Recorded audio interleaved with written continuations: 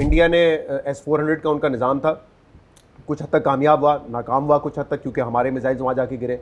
हमारा HQ-9 system है, air defence system, कुछ हद तक कामयाब हुआ, कुछ मिसाइल्स यहाँ पे भी, it's a fact, reality, air bases पे आके गिरे। रियलिटी ये है यार मुबशिर के दो मुल्क, न्यूक्लियर मुल्क, अगर एक दूसरे की ज़मीन पर एक बैलिस्टिक मिसाइल भी गिरा सकते हैं, मतलब पेनिट्रेट कर सकते हैं आप, और आपका डिफेंस सिस्टम उसको नहीं रोक पाता, that is a dangerous sign, क्योंकि वो मिसाइल न्यूक्लियर भी हो सकते हैं ना, और कई साल फिर भुगतेगा पूरा खित्ता। कई साल भुगतेंगे आप। अच्छा शहजाद, इस दौरान इस जंग में हमने ये देखा कि पाकिस्तान ने वो 2019 अभिनंदन वाले मामले के बाद शायद बहुत अपने आप को मज़ीद अपग्रेड किया कि हम ये दो चीज़ें जो हुई, साइबर अटैक करना, उनको जाम कर देना, जिसकी आपने खबर भी दी थी, और आपने बताया था कि इंडियन जेट्स एक मिसाइल भी ना चला सके, ये अपग्रेडेशन अपार्ट फ्रॉम दीगर साजो सामान, और ये जो ड्रोन्स की एक्सपेरिमेंट किया, एक्सपेरिमेंट कह लें या क्या कह सकते हैं कि भारत ने ड्रोन्स भेजे, हमने वो गिरा दिए, तो ये भी एक नई चीज़ थी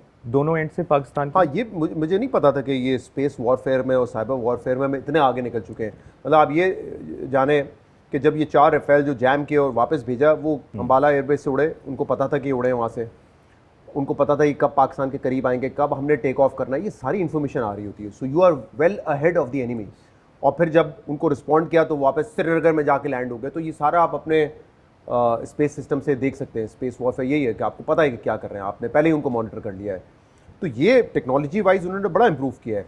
इसमें ऑब्वियसली इनिशियली चाइना ने बड़ी मदद की, ड्रोन्स का आपने जिक्र किया, टर्किश कंपनीज़ ने पाकिस्तान की बड़ी मदद की इसमें, और फिर पाकिस्तान ने अब ऑब्वियसली अपनी प्रोडक्शन वगैरह भी इन चीज़ों की शुरू कर दी। तो टेक्नोलॉजी वाइज बहुत ज़्यादा उन्होंने किया है। अपने एयर चीफ को जो है ज़हीर बाबा साहब, उनको जो है बड़ा क्रेडिट देते हैं कि उन्होंने ये सोच बदली है कि हमें टेक्नोलॉजी में बहुत आगे जाना है। और आप देखें तो हमारा जो फर्स्ट डिफेंस है, डिटरेंस है, वो हमारा एयरफोर्स ही है। 2019 में भी था, अभी भी था। इसके अलावा दूसरे मुल्कों ने बड़ी पाकिस्तान की मदद की इसमें, अपनी कैपेसिटी बिल्डिंग करने में। मैं अभी एक इनका नेस्टैप इदारा है जो सॉफ्टवेयर और टेक्नोलॉजी पार्क है इनका, वहाँ मैं गया, बड़ी टेक्नोलॉजीज़ है, प्रोडक्ट डेवलपमेंट हो रही है, इनोवेशंस हो रही है वहाँ पर। यार मैं तो इतने PhD से मिला वहाँ पे, सारे पाकिस्तान एयरफोर्स के थे। PhD इन सॉफ्टवेयर इंजीनियरिंग, PhD इन इंजीनियरिंग, और पता नहीं, मैं तो हैरान हो गया। मैंने कहा काफ़ी पढ़े लिखे लोग हैं माशाल्लाह। तो आई थिंक वो अपनी स्किल्स को, अपनी टेक्नोलॉजी को बहुत ज़्यादा अपग्रेड कर रहे हैं। और ये जो ड्रोन्स आए, ये जो भारत ने किया, ये हमारे एयर डिफेंस सिस्टम या डिफेंस सिस्टम के लिए कुछ नई बात थी, या हम प्रिपेयर्ड थे, या दिस इज़ द फ्यूचर? ये तो अब देखिए, क्योंकि हमने तो रूस और यूक्रेन का सुना था कि वहाँ ड्रोन्स इस तरह वहाँ पे मुझे, मेरी जो फर्स्ट मेमोरी थी, आई थिंक टर्मिनेटर 2 थी वो, जिसमें वो दिखाते हैं कि पहला सीन होता है कि दूसरी दोनों तरफ से जो है ड्रोन्स उड़ रहे हैं, रोबोट्स हैं, वो हमला कर रहे हैं, वो आर्मी थी। तो मुझे तो जब ये इतने सारे ड्रोन्स आए, और हमने भी वहाँ 400 साढ़े 400 भेजे हैं बाय द वे। तो इसका मतलब, और ये ड्रोन्स हमारे पहले से जा रहे थे या नहीं, उनके बाद? उनके बाद। ये तो जो ऑफिशियली हमने बताया वो यही कि नूर खान एयरबेस अटैक के बाद हमारा फर्स्ट लॉन्च था। इंडिया क्लेम करता रहा कि हमने प्रोजेक्टाइल्स उनकी तरफ भेजे, ड्रोन्स भेजे, बट आई थिंक उनकी खबरें तो अब क्या ही माने। तो जो हमारा फर्स्ट रिस्पॉन्स था वो तो नूर खान एयरबेस जब 9-10 की रात को हुआ, उसके बाद ही हुआ। तो उसी वक्त हमने ये ड्रोन्स भी वहाँ पे भेजे, तो जो दिल्ली तक भी पहुँचे हैं वहाँ पे ड्रोन्स, लोगों ने, उनके मीडिया ने भी रिपोर्ट किया इसको। तो आई थिंक ये फ्यूचर जंगे तो शायद ये ड्रोन्स विल बी वेरी की। और ड्रोन्स को अभी भी आइडेंटिफाई करना, मॉनिटर करना इतना आसान नहीं है। और हमारे वालों ने तो ये बताया कि उनको एयर डिफेंस सिस्टम के ज़रिए शूट डाउन भी इसलिए नहीं किया गया क्योंकि उनको फिर पता चल जाता है आपकी लोकेशंस का, क्योंकि वो इन्फॉर्मेशन पीछे भेज रहे होते हैं। तो इसीलिए हमने छोटे आर्म्स से उनको जो है डिस्ट्रॉय करने की कोशिश की। दूसरा देखिए, एक चीज़ तो सामने आई है ना कि अनलेस एंड अनटिल, मैं फिर बता दूं, मैं कोई वॉर गेमिंग का एक्सपर्ट नहीं हूं, लेकिन अगर अनलेस एंड अनटिल आपने किसी मुल्क को कॉन्कर करना है, कब्जा करना है, उसके लिए तो आपको बड़ी फौज चाहिए। लेकिन इस तरह की अगर बैटल होनी है तो उसके लिए तो दो चीज़ें इंपॉर्टेंट है ना, कि आपका एयर डिफेंस सिस्टम कितना स्ट्रॉन्ग है, कि जो भी सरहद पार आपके यहाँ से वहाँ से मिसाइल आएगा आप कितना उसको बेहतर तरीके से रोक कर डिफेंड कर सकते हैं, और दूसरा आप कितने अच्छे मिसाइल्स लॉन्च कर सकते हैं, चाहे वो हवा से हो या अपनी सरजमीन से। ये मेरे ख्याल से की है। इंडिया ने S-400 का उनका निज़ाम था, कुछ हद तक कामयाब हुआ, नाकाम हुआ कुछ हद तक, क्योंकि हमारे मिसाइल्स वहाँ जाके गिरे। हमारा HQ-9 सिस्टम है, एयर डिफेंस सिस्टम, कुछ हद तक कामयाब हुआ, कुछ मिसाइल्स यहाँ पे भी, it's a fact, reality, air bases पे आके गिरे। तो ये आई थिंक दोनों मुल्क अब कोशिश करेंगे कि अपने दिफा के लिए अपना एयर डिफेंस सिस्टम बेहतर बनाए। लेकिन डेंजरस बात बताऊँ क्या है, क्योंकि आपने जो शुरू में बात की ना, पाकिस्तान का पहले दिन से मौक़िफ़ ये था, हम लड़ना नहीं चाहते, वी वांट पीस, आप हमें एविडेंस दें, इन्वेस्टिगेशन थर्ड पार्टी कर लें, we are ready for it. हम डायलॉग चाहते हैं और एक अरसे से ये पोजीशन है। इंडिया की पोजीशन क्या है कि नहीं, फिल्में भी इसी तरफ बनती है, वो अक्षय कुमार और फलाना आके उसके मारेंगे, हाँ ये उन्होंने पहलगाम भी बेच दिया होगा, किसी ने स्क्रिप्ट खरीद लिया होगा, एक्टर साइन हो चुके होंगे, कोई अपनी एक ख्वाबों की दुनिया उन्होंने कायम कर ली होगी।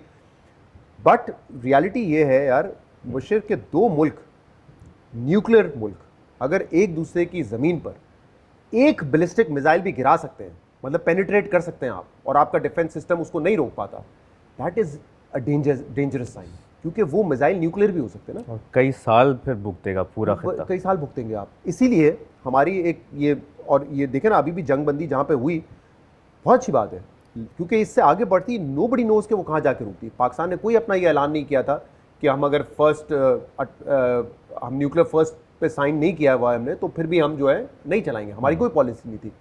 बट जंगों में कुछ पता तो नहीं चलता ना कि ये कहाँ एंड अप होगी जाके। और मुझे लगता है कि इस पूरी चीज़ में पाकिस्तान की ना बड़ी कामयाबी है। लोग ये गिनते हैं ना मुबशर के यार उनके तो इंडिया कहेगा कि हमने आपके 9 बेसिस पे अटैक किया, आपने तो 5 पे किया, तो हमने जहाज़ भी गिरा दिए, वो इररेलेवेंट है। बात यह है देखने की कि यार मोदी साहब के क्या अज़ाइम थे और उन्होंने अपनी कौम को क्या प्रिपेयर किया था कि we are a huge economy, a huge army, a modern army, और जब हम अटैक करेंगे पाकिस्तान को, Pakistan will not be able to respond. ये उनकी कैलकुलेशन थी। और फिर मोदी का वो जो खिताब जी कि भारत पाकिस्तान ने हम पे ही हमला कर दिया, मार दिया हम पे ही हमला कर दिया, मतलब कितनी सादगी कि आप इंटरनेशनल बॉर्डर्स की वायलेशन करें, हमारी सॉवरेनिटी को वायलेट करें और हम रिस्पॉन्ड नहीं करेंगे। तो वो तो एक अजीब सी उनकी, देखे ना, ये उनका माइंडसेट बताता है कि हमने तो आपको बता दिया था ये सेंचुरीज हैं दहशतगर्दों की, हम इनको अटैक कर रहे हैं, आप हम पे ना कीजिएगा अटैक। तो हमने वी रिस्पॉन्डेड कैलकुलेटेडली, और हमने उनको सीज फायर पे मजबूर किया।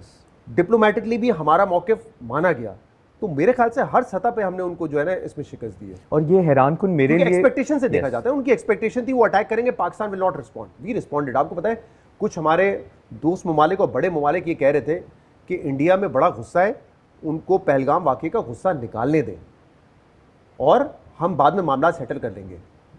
मैंने जब पूछा कि यह एडवाइस क्यों थी, क्योंकि उनको भी लग रहा था कि बड़े ममालिक जो है वो समझते हैं कि Pakistan will not be able to respond and not compete, तो हम कोई डेस्परेशन में कुछ गलती ना कर दें। ये उनका फेयर था, गुड फेथ में ही कह रहे होंगे ना कि बड़ा मुल्क है वो हमला करेगा, आप पी जाएं, क्या हो गया यार।